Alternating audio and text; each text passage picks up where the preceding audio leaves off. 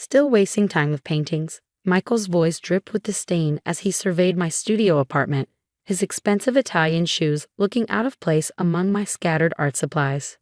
Look at you, Sophie, 30 years old and living like a college student. I continued working on my canvas, refusing to give him the satisfaction of a response. The afternoon light filtered through my paint-splattered windows, casting a warm glow on the cityscape I was creating.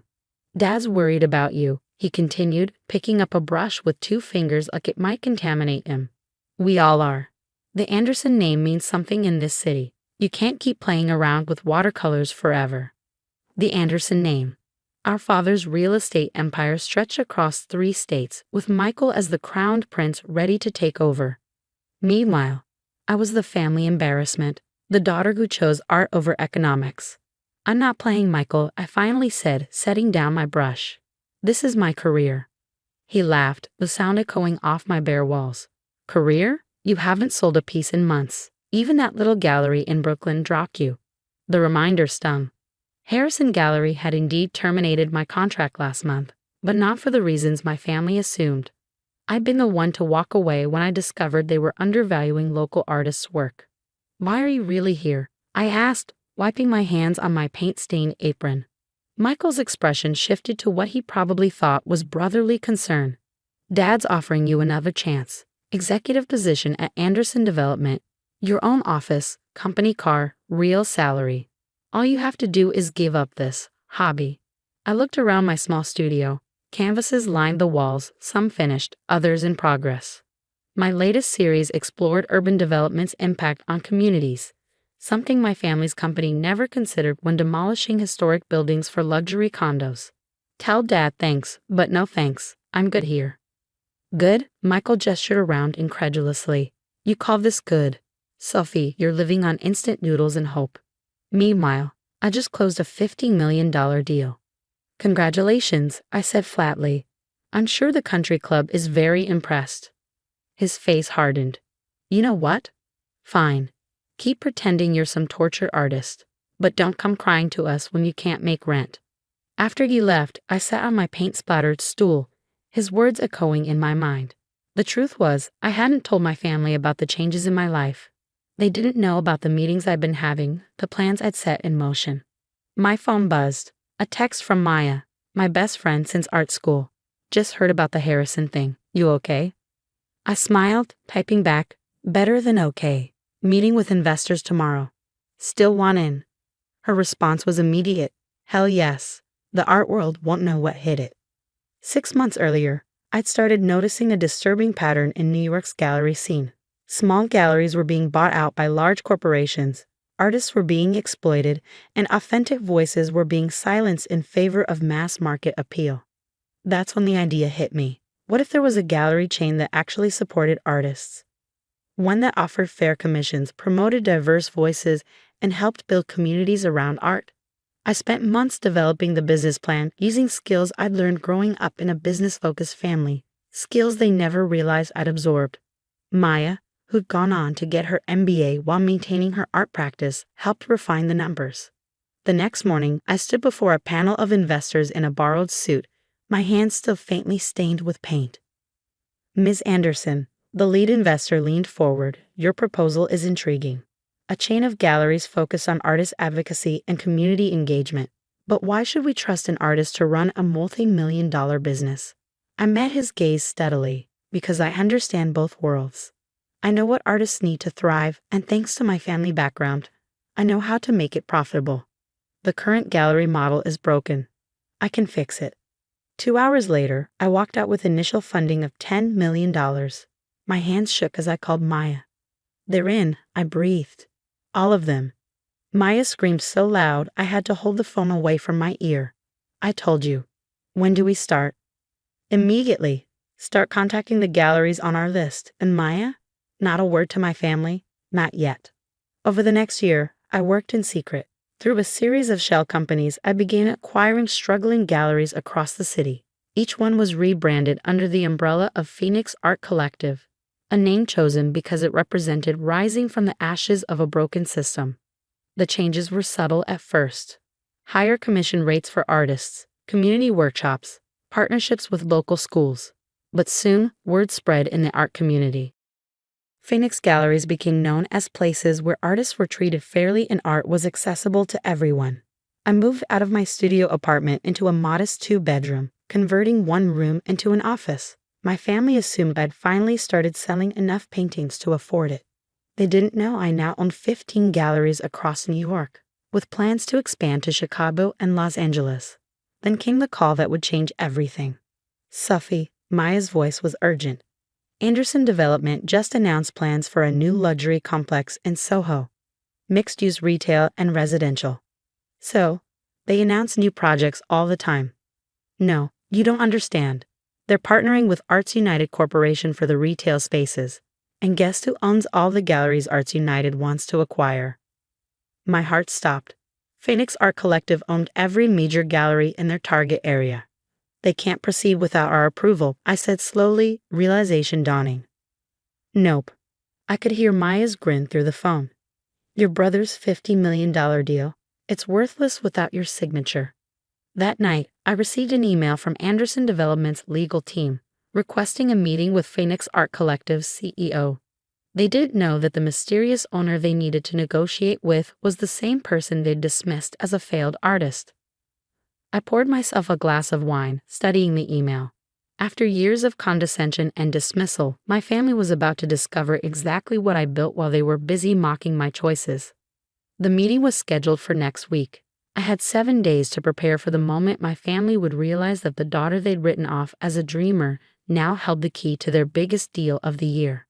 I picked up my phone to text Maya, "Clear your schedule.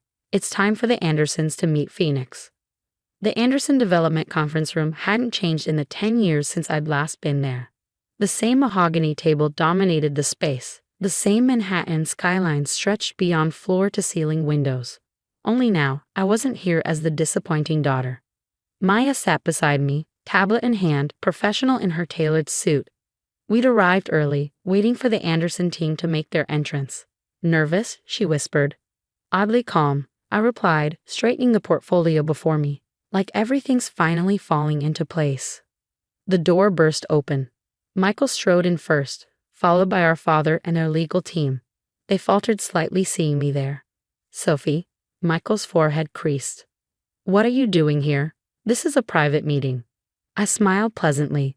"I know, I'm right where I'm supposed to be." Dad's expression darkened. "We're meeting with Phoenix Art Collective's CEO. If this is another attempt to prove yourself." "Actually," Maya interrupted smoothly, "you are meeting with Phoenix's CEO." She gestured to me. "Sophie Anderson, founder and chief executive of Phoenix Art Collective." The silence that followed was deafening. Michael's mouth opened and closed like a fish out of water. Dad gripped the back of a chair, his knuckles white. "That's impossible," Michael finally sputtered. "Phoenix owns half the major galleries in New York. They're worth $47 million at last valuation." I finished for him. Though with our Chicago expansion next month, that number's expected to double. Dad sank into a chair. "You're saying, all this time I was building something," I said calmly. "Something that matters. While you were busy mocking my art career, I was revolutionizing how galleries operate in this city." Michael's shock transformed into calculation. "Why didn't you tell us? We could have worked together from the start." "Really?" I raised an eyebrow. "Like when you called my work a hobby last week, or when Dad offered me a pity position because he thought I was failing." "That's different," Dad protested. "We didn't know." "Exactly. You didn't know because you never bothered to look past your own assumptions." I opened my portfolio. "Now shall we discuss the Soho development project?" Michael straightened his tie, slipping into business mode. "Yes, well, our proposal is straightforward. Arts United Corporation will manage all gallery spaces in the new complex." "That won't work," I said, sliding documents across the table. "Phoenix has exclusive rights to all major gallery operations in that area. Arts United can't proceed without our cooperation." "What do you want?" Dad asked quietly. "Full control of the gallery spaces. Phoenix will manage them directly, maintaining our artist-first policies and community engagement programs." Michael scoffed. "That's not how luxury developments work. We need prestigious names, high-end clients." "You mean like the Clinton Foundation, which exclusively books their charity art auctions through Phoenix? or the MoMA trustees who partner with us for emerging artist showcases. I smiled at his stunned expression. I understand this business, Michael, better than you think. Maya pulled up projections on the conference room screen. Phoenix galleries generate 40% more revenue per square foot than traditional galleries. Our community programs drive consistent foot traffic, and our artist-friendly policies attract top talent. Dad studied the numbers, his expression unreadable. And if we refuse, then you lose the Arts United partnership and the Soho project falls apart. Your choice. Hours later, I sat in my office, my real office, on the top floor of Phoenix's headquarters. The contract was signed. Anderson Development would get their luxury complex, and Phoenix would expand its mission to support artists and communities. My phone buzzed with a text from Michael. We should have dinner. Talk about old times. Another from Dad. I was wrong. Your mother would have been proud. I set the phone aside without responding. Through my window, I could see the lights of the city coming on, including a warm glow from several Phoenix galleries where evening art classes would be starting. Maya appeared in my doorway. Your brother's been calling me. Wants to know if he'll come to family dinner on Sunday. What did you tell him? That you're busy teaching an art class to underprivileged kids. She grinned. The CEO stuff is just your side hustle. I laughed, then grew serious. Do you think I'm being too hard on them? They're trying to jump on your success train after spending years at the station mocking your tickets. Maya sat down across from me. You don't owe them instant forgiveness. She was right. Maybe someday I'd be ready for family dinners and holiday gatherings. Maybe someday they truly understand that success isn't just about profit margins and prestigious names. But for now, I had a different family, the artists who found homes in our galleries, the communities we supported, the students who discovered their creativity in our workshops. I built something meaningful, something that would last. My phone buzzed again. A photo from one of our galleries, a young artist selling her first painting, her face glowing with joy. This was why I created Phoenix. Not to prove my family wrong, but to prove that art could thrive when given the right support. I picked up my brushes from my desk drawer. Even as CEO, I still painted every day, usually late at night when the office was quiet.